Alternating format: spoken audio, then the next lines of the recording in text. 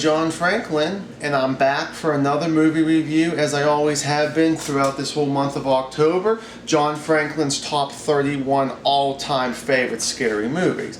Well, now we are at number 7, everybody. Number 7. So this list is flying on by now. We're almost done with it. Just give me this one and 6 more, and we'll be almost, and then we'll be done.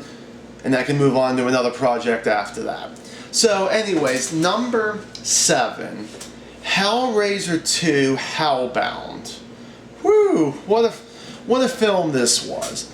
Now, the biggest reason I put this on my list is for how pretty much effed up this movie is. Really screwed up. I mean, out of all of the Hellraisers at the theaters, and even all the ones that were straight to DVD, because there were 9 Hellraisers. But part 2 here is going to be the most messed up, with the death, how sick things go on, people being created, just makes them worse and worse, these villains. And it's not even just Pinhead, it's other people too, which I will get to here in a moment.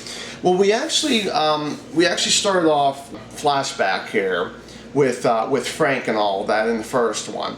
Well, all of a sudden they show Kirsty, played by Ashley Lawrence again. So she comes back for the second time to play Kirsty. So she's in the Channard Institute, which is, of course, for the mentally insane. So, of course, that's what they think she is a little on the mentally insane side. So, what happens is, there's a doctor who of course, is the one who created this, Dr. Philip Channard, who actually tries to understand what's going on. Well, we see pretty early in the film that he is very interested in this box, the puzzle box, about hell, about Pinhead, all this kind of stuff. So what happens is that he actually is the one that ends up picking up one of the most sickest people that he can for an 80s film, someone who has bugs crawling all over them, but unfortunately is not. So this guy is just constantly pretty much just cutting himself. So, so the doctor ends up bringing this mental patient up to his office, or actually to his home to be exact, and he puts him on the bed. The doctor hands him a knife, and the guy starts cutting himself. Well, he actually puts him on that bloody mattress that Julia, who was actually back in this, Claire Higgins. So she comes back again as Julia. Well, of course, she calls herself the Evil Queen, the stepmother, the Evil Queen in this one. So they do a Snow White, reference on this film too. So what happens is that she finally comes back, through this mattress, and I thought it was such a messed up scene, just that scene itself.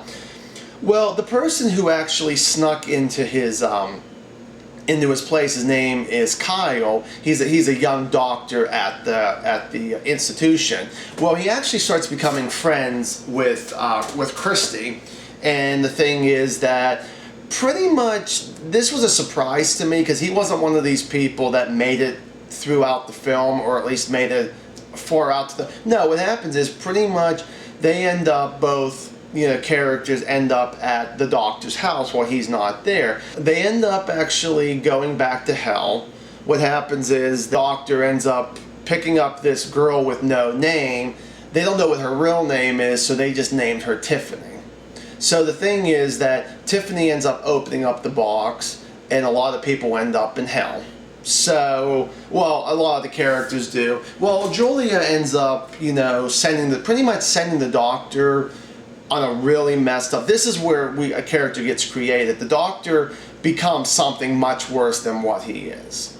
And I thought just that doctor himself was just a sick bastard, honestly, But like I said, this entire movie, Clive Barker, I know he only produced it, but I gotta be honest, this guy had a really sick mind back in the 80s for these 2 films. It was just mind-blowing, on some of this stuff here that maybe he kind of got away with. So Tiffany, she's a silent character throughout. So finally she does speak, and it's always kind of funny whenever the first word that comes out of her mouth there. Well, her and Kirsty have to find a way to pretty much make everything right the best way that they can. Kirsty actually has to pretty much trick the doctor in thinking that she's actually somebody else, and it's thinking, wow, you gotta be kidding me. The character Uncle Frank is back in it. Same actor, Sean Chapman, is back in it again.